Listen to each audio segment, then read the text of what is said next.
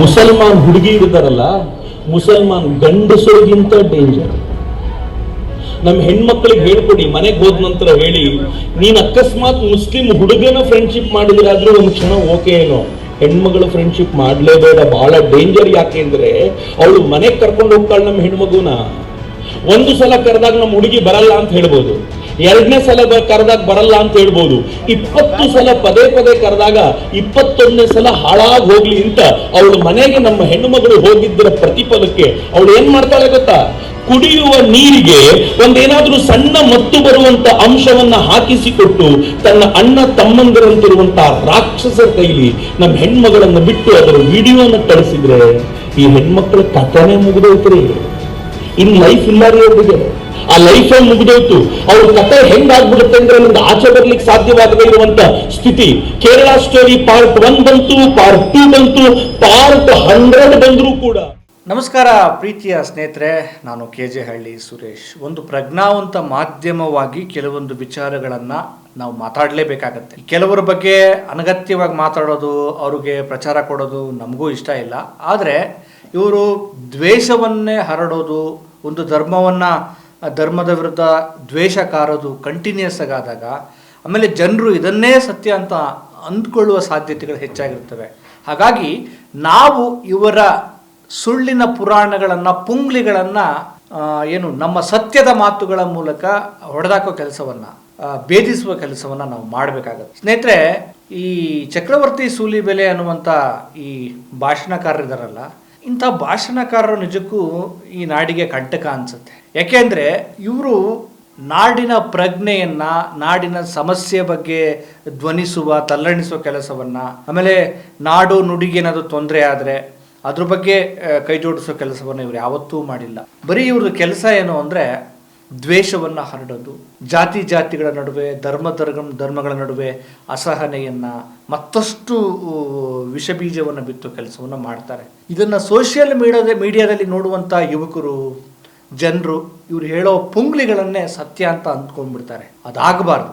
ಯಾಕೆಂದರೆ ಪ್ರಜ್ಞಾವಂತ ಮಾಧ್ಯಮಗಳ ಕೆಲಸ ಇವರ ಈ ದ್ವೇಷ ಹರಡುವ ಕೆಲಸವನ್ನು, ಇವರ ಹಿಂದಿರುವಂಥ ಕೋಮು ಪ್ರಚೋದನೆಯನ್ನು, ಮತ್ತೆ ಅಸಹನೆಯನ್ನು ಭೇದಿಸುವ ಕೆಲಸವನ್ನು, ಜಾಗೃತಿ ಮೂಡೋ ಕೆಲಸವನ್ನು ಮಾಡಿಸ್ಬೇಕು. ಅದು ಮಾಡಬೇಕು. ಹಾಗಾಗಿ ನಾವು ಮಾಡ್ತಿದ್ದೀವಿ.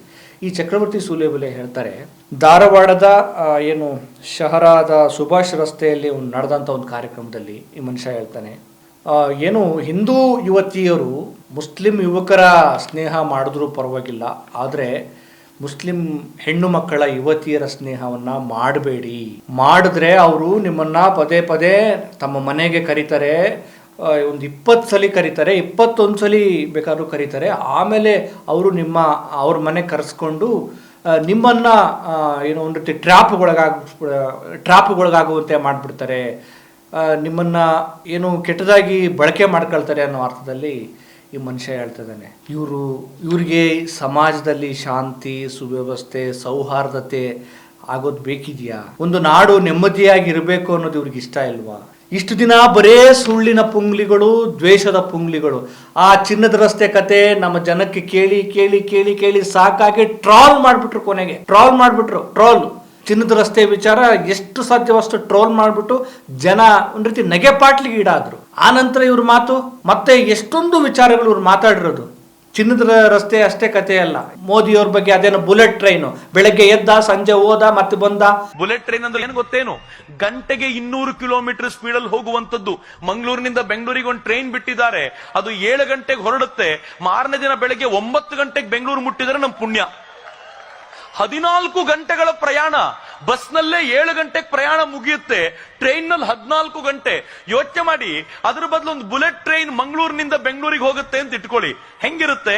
ಉಡುಪಿಯಿಂದ ಇಲ್ಲಿಂದ ನಾವು ಮಂಗಳೂರಿಗೆ ಹೋಗ್ಲಿಕ್ಕೆ 1.25 ಗಂಟೆ ಜರ್ನಿ. ಬೆಳಗ್ಗೆ 6 ಗಂಟೆಗೆ ನಮ್ಮ ಹುಡುಗ ಇಲ್ಲಿ ಎದ್ದ, ಸ್ನಾನ ಮುಗಿಸಿ 7:30 8 ಗಂಟೆಗೆ ಅವನೇನಾದ್ರೂ ಮಂಗಳೂರು ಮುಟ್ಕೊಂಡ್ರೆ, ಬುಲೆಟ್ ಟ್ರೈನ್ ಕ್ಯಾಚ್ ಮಾಡಿದ್ರೆ 10 ಕಾಲಿಗೆ ಬೆಂಗಳೂರು. ಆಫೀಸಿಗೆ ಹೋದ, ಆಫೀಸಿನ ಎಲ್ಲ ಕೆಲಸ ಮುಗಿಸ್ಕೊಂಡ, 6 ಗಂಟೆಗೆ ಅಲ್ಲಿ ಬುಲೆಟ್ ಟ್ರೈನ್ ಹಿಡ್ದ, 8 ಗಂಟೆಗೆ ಬೆಂಗಳೂರು, 9:30 ಮನೆ ರೀ. ನನಗೆ ಇಮ್ಯಾಜಿನ್ ಮಾಡ್ಲಿಕ್ಕೆ ಆಗಲ್ಲ. ನರೇಂದ್ರ ಮೋದಿ ಹೇಳ್ತಾರೆ 2022 ವೇಳೆಗೆ ನಮಗಿರೋ ಇನ್ಫ್ರಾಸ್ಟ್ರಕ್ಚರ್ ನ ಬಳಸ್ಕೊಂಡು ನಾವು ಒಂದು ಬುಲೆಟ್ ಟ್ರೈನ್ ಮಾಡಬಾರ್ದ? ಏನಾದರೂ ಸ್ವಲ್ಪ ವೈಜ್ಞಾನಿಕತೆ, ಸ್ವಲ್ಪ ವೈಚಾರಿಕತೆ, ಸ್ವಲ್ಪ ನಂಬಲಿಕ್ಕೆ ಅರ್ಹವಾದ ವಿಚಾರ ಏನಾದರೂ ಅಲ್ಲಿ ಅಂಕಿಅಂಶಗಳು, ಅದಕ್ಕೊಂದು ನಂಬೋದಕ್ಕೆ ಏನಾದರೂ ಒಂದು ಸುಳ್ಳಿನ ಪುಂಗ್ಲಿಗಳೇ, ಸುಳ್ಳಿನ ಕಂತೆಗಳೇ, ಸ್ವಲ್ಪ ಸ್ಟಡಿ ಮಾಡಲ್ಲ, ಅಧ್ಯಯನ ಮಾಡಲ್ಲ, ಆಳವಾಗಿ ಹೋಗೋದಿಲ್ಲ, ವೈಚಾರಿಕವಾಗಿ ತಿಳ್ಕೊಳ್ಳಲ್ಲ, ಬರೀ ಇದೆ. ಈ ದೇಶದಲ್ಲಿ, ಕರ್ನಾಟಕದಲ್ಲಿ ಮುಸ್ಲಿಮರು ಒಂದು ವೇಳೆ ಇರದೇ ಇದ್ರೆ ಇವರಿಗೆ ವಿಚಾರ ಏನು ಸಿಗ್ತಿತ್ತು ಅಂತ ನನಗೆ ಅನುಮಾನ ಆಗ್ತಿತ್ತು. ಯಾವುದ್ರ ಬಗ್ಗೆ ಮಾತಾಡ್ತಿದ್ರು, ಯಾರನ್ನ ಟೀಕೆ ಮಾಡ್ತಿದ್ರು? ಇವ್ರಿಗೆ ಬಾಯಿ ಬಿಟ್ರೆ ಪಾಕಿಸ್ತಾನ ಬೇಕು, ಬಾಯಿ ಬಿಟ್ರೆ ಮುಸ್ಲಿಮರು ಬೇಕು, ಬಾಯಿ ಬಿಟ್ರೆ ಧರ್ಮ ಜಾತಿ ಜಗಳ ಬೇಕು. ಸ್ವಲ್ಪ ಕೆಲಸ ಮಾಡ್ರಪ್ಪ. ನೀವು ಈ ರೀತಿ ಏನು ಮುಸ್ಲಿಂ ಮಹಿಳೆಯರ ಬಗ್ಗೆ ಇಷ್ಟೊಂದು ಹಗುರವಾಗಿ ಅವ್ರನ್ನ ಕೆಟ್ಟದಾಗಿ ಬಿಂಬಿಸೋ ಕೆಲಸ ಮಾಡ್ತಿರಲ್ಲ. ನಿಮಗೆ ಹೆಣ್ಣು ಮಕ್ಕಳ ಬಗ್ಗೆ ಇರೋ ಗೌರವ ಅಂದ್ರೆ ಇದೇನಾ? ನೀವು ಭಾರತ ಮಾತೆ ಹೆಣ್ಣು ಅಂತ ಹೇಳ್ತೀರಿ, ಮತ್ತೆ ಸಂಸ್ಕೃತಿ ಹೇಳ್ತೀರಿ, ಎತ್ರ ನಾರ್ಯಸ್ತು ದೇವತಃ ಅಂತ. ಹೆಣ್ಮಕ್ಳು ಎಲ್ಲಿರ್ತಾರೋ ಅಲ್ಲಿ ದೇವತೆಗಳಿರ್ತಾರೆ ಅಂತ ಹೇಳ್ತೀರಿ. ಅದೇ ಹೆಣ್ಣು ಮಕ್ಕಳ ಬಗ್ಗೆ ಇಷ್ಟು ತುಚ್ಛವಾಗಿ ಮಾತಾಡ್ತಾರಲ್ಲ. ನೀವೆಲ್ಲರೂ ಹಿಂದೂ ರಕ್ಷಕರ? ನೀವೆಲ್ಲರೂ ನಾಡಪ್ರೇಮಿ? ನೀವು ದೇಶಪ್ರೇಮಿಗಳ? ನೀವು ದೇಶಪ್ರೇಮಿಗಳಲ್ಲ, ದೇಶದ್ರೋಹಿಗಳು. ನೀವು ದೇಶದ್ರೋಹಿಗಳು. ಈ ನಾಡಿಗೆ ಏನಾದರೂ ಸಮಸ್ಯೆ ಬಂದಾಗ ನೀವೆಲ್ಲ ನಿಂತಿದ್ರಾ? ನಮ್ಮ ಯುವಕರಿಗೆ ರೈಲ್ವೆ ಪರೀಕ್ಷೆಯಲ್ಲಿ ಸಮಸ್ಯೆ ಆಗ್ತಾ ಇದೆ, ಹಿಂದಿಲಿ ಬರೆಯೋದಕ್ಕಾಗಲ್ಲ, ಕನ್ನಡದಲ್ಲಿ ಬರೆಯೋದಕ್ಕೆ ಆಗ್ರಹ ಮಾಡಬೇಕು, ಕನ್ನಡದಲ್ಲಿ ಬರೆಯೋದಕ್ಕೆ ಅವಕಾಶ ಆಗಬೇಕು ಅಂತೇಳಿ ನಮ್ಮ ಯುವಕರು ಬೀದಿಗಿಳಿದ್ರಲ್ಲ. ಎಲ್ಲಿದ್ಯಪ್ಪ ನೀನು? ಎಲ್ಲ ಅಡಿಗೆ ಕೂತಿದ್ದೆ? ಬರೇ ಮುಸ್ಲಿಂ ದೇಶ, ಬೇರೆ ಕೆಲಸ ಇಲ್ವಾ? ನರೇಂದ್ರ ಮೋದಿ ಅವ್ರಿಗೆ ಬರ್ರಿ, ನರೇಂದ್ರ ಮೋದಿ ಹಂಗೆ ಎಷ್ಟು ಅಂತ ಬಕೆಟ್ ಹಿಡಿತಿರೋ ಮರೆಯ. ನಿಮ್ಮಗಳ ಸಲುವಾಗಿ ಆ ಮನುಷ್ಯ ಬರೋ ಮರ್ಯಾದೆಯನ್ನು ಕಳ್ಕೊಂಡು ಹೋಗಿದ್ದಾನೆ. ವಿಶ್ವಗುರು ಮಾಡಿಲ್ಲ ನೀವು, ಈಗ ವಿಶ್ವ ಕುರಿ ಮಾಡಾಕ್ಬಿಟ್ಟಿದ್ದೀರಿ.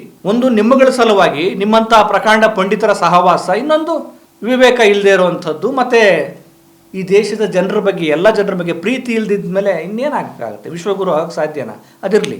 ಈ ರೀತಿ ಮುಸ್ಲಿಂ ಹೆಣ್ಣು ಮಕ್ಕಳ ಬಗ್ಗೆ ಹಗುರವಾಗಿ ಮಾತಾಡ್ತಿರಲ್ಲ, ಮತ್ತೆ ನಿಮ್ಮ ಹೆಣ್ಮಕ್ಳ ಬಗ್ಗೆ ಇರೋ ಗೌರವ ಇದೆನಾ? ಹಂಗಾದ್ರೆ ಈಗ ಸುಮೋಟೋ ಕೇಸ್ ದಾಖಲಾಗಿದೆ, ಮತ್ತೆ ಒಂದಷ್ಟು ಜಾಗೃತ ನಾಗರಿಕರ ಕರ್ನಾಟಕ ವೇದಿಕೆ ಮತ್ತೆ ಒಂದಷ್ಟು ಸಂಘಟನೆಗಳು ಇವರ ವಿರುದ್ಧ ತಮ್ಮ ಆಕ್ರೋಶವನ್ನು ವ್ಯಕ್ತಪಡಿಸಿದ್ದಾರೆ, ಕ್ರಮ ತೆಗೆದುಕೊಳ್ಬೇಕು ಅಂತ ಹೇಳಿದ್ದಾರೆ. ಓಕೆ, ಸಂವಿಧಾನ ಇದೀ ಕಣ್ರಿ, ಸಂವಿಧಾನ ಇದೆ ಈ ದೇಶದಲ್ಲಿ. ಬಾಬಾ ಸಾಹೇಬ್ ಅಂಬೇಡ್ಕರ್ ಅವರು ಈ ದೇಶದಲ್ಲಿ ಮಹಿಳೆಯರಿಗೆ ಒಂದು ಘನತೆಯನ್ನು ಕೊಟ್ಟರು. ನೀವು ಹೇಳುವ ಪರಂಪರೆಯ ನಿಮ್ಮ ಸಂಸ್ಕೃತಿಯ ವ್ಯವಸ್ಥೆಯಲ್ಲಿ ಹೆಣ್ಣು ಮಕ್ಕಳನ್ನ ಹೆಂಗ್ ನೋಡ್ಕೊಳ್ತಿತ್ತು ಗೊತ್ತಾ? ಹೆಂಗ್ ನೋಡ್ಕೊಳ್ತಾ ಇದ್ರು ಗೊತ್ತಾ? ಈಗಲೂ ಹೆಂಗೆ ನೋಡ್ಕೊಳ್ತಿದ್ದೀರಿ? 4 ಗೋಡೆಗಳ ಮಧ್ಯೆ ಅವಳ ಹಕ್ಕುಗಳನ್ನು ಕಿತ್ಕೊಂಡು, ಗಂಡ ಸತ್ರೆ ಅವಳನ್ನು ಚಿತೆಗೆ ಹಾಕಬೇಕು, ಅವಳು ಮಾತಾಡಬಾರ್ದು, ಅವಳಿಗೆ ಹಕ್ಕಿಲ್ಲ, ಚತುರ್ವರ್ಣ ವ್ಯವಸ್ಥೆ ಮಾಡಿ ಶೂದ್ರ ಸಮುದಾಯದವರು ಒಂದು ರೀತಿ ಅವರು ಮನುಷ್ಯರೇ ಅಲ್ಲ, ಅವರು ಪಾಪದ ವ್ಯಕ್ತಿಗಳು ಅಂತೇಳಿ ಬಿಂಬಿಸಿದ ನಿಮ್ಮ ಸಂಸ್ಕೃತಿ ಹಂಗ ಮಾಡಿತ್ತು ಹೆಣ್ಣು ಮಕ್ಕಳನ್ನ. ಬಾಬಾ ಸಾಹೇಬ್ ಅವರ ಸಂವಿಧಾನ ಈ ದೇಶದಲ್ಲಿ ಮಹಿಳೆಯರಿಗೊಂದು ಘನತೆ ಬದುಕನ್ನು ಕೊಡ್ತು. ಕೊನೆ ಪಕ್ಷ ಸಂವಿಧಾನವನ್ನಾದ್ರೂ ಓದ್ಕೊಳ್ಳಿ. ನೀವು ಓದೋದೆಲ್ಲ ಬರೀ ಕಸ ಓದ್ಕೊಳ್ತೀರಿ. ಬಂದು ನಮ್ಮ ಜನರಿಗೆ, ನಮ್ಮ ಯುವಕರಿಗೆ ಫೇಸ್ಬುಕ್ ಯೂಟ್ಯೂಬ್ಗಳಲ್ಲಿ ಬರೀ ಇದನ್ನೇ ತುರುಕ್ತಾರೆ. ವಾಟ್ಸಪ್ ಯೂನಿವರ್ಸಿಟಿ ಅಂತ ಇದೆಯಲ್ಲ, ₹2 ಭಕ್ತರ ಕೆಲಸ ಇದೇನೆ. ಸುಳ್ಳು ಸುದ್ದಿಗಳನ್ನು ಹರಡೋದು, ಜನರನ್ನ ಭ್ರಾಮಕರನ್ನಾಗಿ ಮಾಡಿ ಅವರನ್ನ ಮತ್ತೆ ಹಳ್ಳಕ್ಕೆ ತಳ್ಳೋದು. ಕುವೆಂಪು ಅವರು, ಕನಕದಾಸರು, ಶರಣರು, ಬಸವಣ್ಣವರು, ಈ ನಾಡಿಗೊಂದು ಒಳ್ಳೆ ಪರಂಪರೆ ಇದೆ ಕಣ್ರಪ್ಪ. ನಿಮ್ಮಂಥ ಅವಿವೇಕಿಗಳಿಂದ ಭಾಷಣ ಕೇಳೋ ಅಗತ್ಯತೆ ನಮ್ಮ ಯುವಕರಿಗಿಲ್ಲ, ಕೇಳಲೂಬಾರದು. ನಿಮಗಷ್ಟು ಸಮಾಜ ಸೇವೆ ಮಾಡಬೇಕು ಅಂತ ಇದ್ರೆ ಈ ರಾಜ್ಯದಲ್ಲಿ ಜಾತಿ ತಾರತಮ್ಯಗಳಾಗ್ತವೆ, ಜಾತಿಯ ವಿಚಾರಕ್ಕೆ ಗಲಾಟೆಗಳಾಗ್ತವೆ. ಹೋಗಿ ಅದನ್ನ ಸರಿಪಡಿಸಿ. ತಾಕತ್ತಿದ್ಯಾ, ದಮ್ಮಿದ್ಯಾ? ಈ ಜಾತಿ ಗಲಾಟೆಗಳನ್ನ, ಜಾತಿ ಅಸಮಾನತೆಯನ್ನ ಸರಿಪಡಿಸೋ ತಾಕತ್ತಿದ್ಯಾ? ಹೋಗಿ ಆ ಕೆಲಸ ಮಾಡಿ. ಈ ದೇಶದಲ್ಲಿ ಆರ್ಥಿಕವಾದ ಅಸಮಾನತೆ ಇದೆ. ಎಷ್ಟೋ ಜನರಿಗೆ ಇವತ್ತು ಮೂಲಭೂತ ಸೌಲಭ್ಯಗಳಿಲ್ಲ. ಸರ್ಕಾರಗಳ ಕಾರಣಕ್ಕೋಸ್ಕರ, ಮತ್ತೆ ಅಧಿಕಾರಿಗಳ ಕಾರಣಕ್ಕೋಸ್ಕರ, ಜನಪ್ರತಿನಿಧಿಗಳ ಕಾರಣಕ್ಕೋಸ್ಕರ ಜನಸಾಮಾನ್ಯರು ತುಂಬಾ ಒದ್ದಾಡ್ತಾ ಇದ್ದಾರೆ. ಅವ್ರಿಗೆ ತುಂಬಾ ಅವಶ್ಯಕತೆ ಇದೆ ಸಹಾಯ. ಹೋಗಿ ಅವ್ರಿಗೊಂದು ರೇಷನ್ ಕಾರ್ಡ್ ಕೊಡಿಸೋ ಕೆಲಸನೋ, ಅವರಿಗೆ ಮೂಲಭೂತ ಸೌಲಭ್ಯ ಕೊಡಿಸೋ ಕೆಲಸವನ್ನು ಮಾಡಿ. ಅದು ದೇಶ ಸೇವೆ. ಬಂದ್ಬಿಡೋದು, ಒಂದು ಹಣೆಗೆ ತಿಲಕ ಇಟ್ಕೊಂಡ್ಬಿಡೋದು, ಭಾಷಣ ಹೊಡಿಯೋದು. ನಿಮಗೆ ಉದ್ಯೋಗ ಇದೆ ಅಲ್ವಾ? ಪಾಪ ನಿಮ್ಗೆ ಯಾರೋ ಫಂಡ್ ಮಾಡ್ತಾರೆ, ನಿಮ್ಗೆ ಇನ್ನೇನು ಕೆಲಸ? ಕಷ್ಟಪಟ್ಟು ದುಡಿಯಲ್ಲ ನೀವು. ಕಷ್ಟಪಟ್ಟು ದುಡಿದ್ರೆ, ಬೆವರು ಹರಿಸಿದ್ರೆ, ನಿಮ್ಮ ಬೆವರು ಭೂಮಿಗೆ ಬಿದ್ದರೆ ನೀವು ಆಡೋ ಮಾತುಗಳು ಕೂಡ ವಿವೇಕದಿಂದ ಕೂಡಿರುತ್ತವೆ, ಪ್ರಜ್ಞಾವಂತಿಕೆಯಿಂದ ಕೂಡಿರುತ್ತವೆ, ಸಂಸ್ಕೃತಿಯಿಂದ ಕೂಡಿರುತ್ತವೆ. ನೀವು ಕಷ್ಟನೇ ಪಡಲ್ಲ. ಅವನು ಯಾರೋ ಒಬ್ಬ ಬರ್ತಾನೆ, ನಾನು ಗೋರಕ್ಷಕ ಅಂತ ಹೇಳ್ತಾನೆ. ಅವ್ನಿಗೆ ಆ ಗೋವಿನ ಅರಿವೇ ಇಲ್ಲ, ಅವನಿಗೆ ಗೋಪಾಲನೆ ಮಾಡಿಲ್ಲ, ಅವನು ಗಂಜಲ ಬಾತಿಲ್ಲ, ಸಗಣಿ ಎತ್ತಿಲ್ಲ, ಗೋವನ್ನು ಕಾದಿಲ್ಲ. ನಾವು ಎತ್ತಪ್ಪ, ಜುಂಜಪ್ಪ, ಮರಿಯಣ್ಣ, ಜಂಪಣ್ಣ, ಸಿರಿಯಣ್ಣ ಇವ್ರನ್ನೆಲ್ಲ ನೋಡ್ಕೊಂಡ್ ಬಂದಿದೀವಿ, ಆ ಪರಂಪರೆಯವರು. ಅವರೆಲ್ಲ ಪಾಪ ಏನು ಅನ್ಕೋಬೇಕು, ಈ ನಕಲಿ ಗೋ ಭಕ್ತರನ್ನು ನೋಡ್ಬಿಟ್ಟು. ಅವನು ಬರ್ತಾನೆ, ನಾನು ಗೋ ಸೇವಕ ಅಂತಾನೆ, ಅವನೊಂದು ಸ್ವಲ್ಪ ಚಂದ ಎತ್ತಾನೆ, ಅವನೊಂದು ಕಾಯಕ ಹೊಟ್ಟೆಪಾಡು. ಇನ್ಯಾರೋ ಬರ್ತಾನೆ, ನಾನು ದೇಶ ಸೇವೆ, ದೇಶಭಕ್ತಿ, ಬನ್ನಿ ಹೋರಾಟ ಮಾಡೋಣ ಅಂತಾರೆ. ಜನ ಜಾಗೃತರಾಗ್ತಿದ್ದಾರೆ. ಮತ್ತು ಇಂಥವರ ಭಾಷಣಗಳನ್ನು ಕೇಳದೇ ಇರೋದು ಮತ್ತು ಅವರಿಗೆ ಸರಿಯಾದ ತಿರುಗೇಟು ಕೊಡೋ ಕೆಲಸವನ್ನು ನಮ್ಮ ಪ್ರಜ್ಞಾವಂತ ವಲಯ ಮಾಡಬೇಕು. ಕುವೆಂಪು ಅವರು ಹೇಳಿದಾರಲ್ಲ, ಇದು ಸರ್ವ ಜನಾಂಗದ ಶಾಂತಿಯ ತೋಟ. ನಿಮ್ಮಂಥ ಎಷ್ಟೇ ಅವಿವೇಕಿಗಳು ಬಂದು ಎಷ್ಟೇ ಪುಂಗ್ಲಿಗಳನ್ನು ಬಿಟ್ಟರು, ಎಷ್ಟೇ ದ್ವೇಷವನ್ನು ಹರಡಿದ್ರು ಕೂಡ ನಮ್ಮ ಭಾರತೀಯರ, ನಮ್ಮ ಕರ್ನಾಟಕದ ಸೌಹಾರ್ದದ ಕೊಂಡಿ ಸೇತುವೆ ಬಹಳ ಗಾಢವಾಗಿ ಬೆಸ್ತಿದೆ. ಅದು ಕೂಡುತ್ತೆ. ನಿಮ್ಮಂಥ ಪುಂಗ್ಲಿಗಳು ಹೋಗ್ತಾ ಇರಬೇಕು ಬಾಯಿ ಬಿಡ್ಕೊಂಡು. ಯಾಕೆಂದರೆ ಇದನ್ನು ಹೇಳಲೇಬೇಕಾಗಿತ್ತು, ಅದನ್ನು ಹೇಳಿದೆ. ಮತ್ತೊಂದು ವಿಚಾರದೊಂದಿಗೆ ನಿಮ್ಮನ್ನು ಭೇಟಿ ಮಾಡ್ತೀನಿ ಸ್ನೇಹಿತರೆ. ಒಂದು ಒಳ್ಳೆಯ ಸಮಾಜವನ್ನು ಕಟ್ಟೋ ನೆಲೆಯಲ್ಲಿ ನಾವೆಲ್ಲರೂ ಕೂಡ ಒಗ್ಗೂಡೋಣ. ನಮಸ್ಕಾರ.